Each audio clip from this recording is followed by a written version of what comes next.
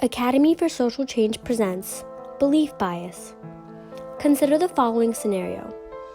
A young child has a fever and her mother, who is very religious, insists her child just needs prayer to get better. She completely dismisses the possibility of giving her child medication in order to get well.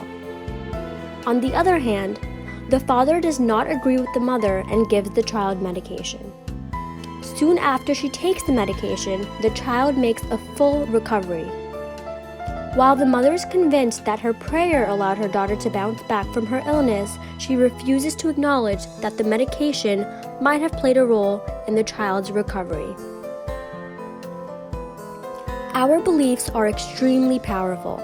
So powerful that they have the ability to greatly influence the way we take in and process information. When an argument is being made, there are conclusions that we give more value to due to our personal beliefs. One argument is valued over another because it is being used to support a conclusion that you desire. This can mean that if we agree with the view, we are more likely to support any data and information that supports that viewpoint. Due to her personal religious beliefs, the girl's mother believes that her daughter recovered due to prayer and does not consider the alternative argument that the medication helped her feel better. Even if the alternative explanation is more valid, it does not align with the mother's personal beliefs about the power of prayer, and therefore she rejects that conclusion.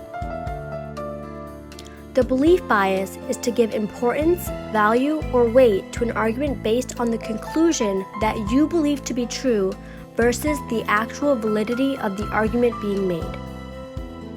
Belief bias was first introduced by Evans, Barston, and Pollard when they conducted experiments where participants were presented with evaluation task paradigms. Each contained premises and a conclusion.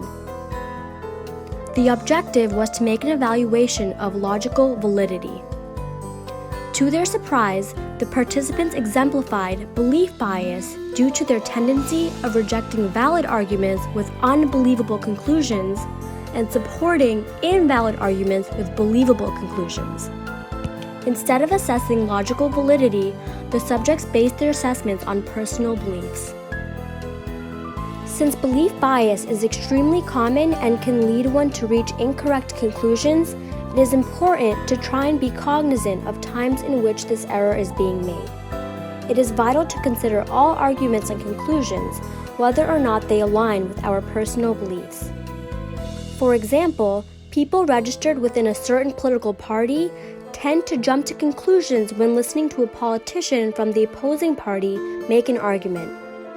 Oftentimes, the person is not considering the validity of the argument, but instead convinced that the politician is making the argument based off of a conclusion that they disagree with. The idea that the argument is incorrect is based on the individual's personal beliefs and has little to do with the actual argument. For this reason, it is important to consider how our beliefs are impacting our day-to-day decisions and thoughts. Being aware of your belief biases can allow you to make more informed decisions.